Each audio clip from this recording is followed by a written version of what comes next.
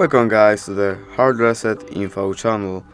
In front of me is FREEYOND M6 and in this video I'm going to show you how to adjust ringtone volume on this device. Alright, so firstly to do this we have to open our settings. And now we have to scroll down a bit and click here on the sound and vibration option. And now here we have, as you can see,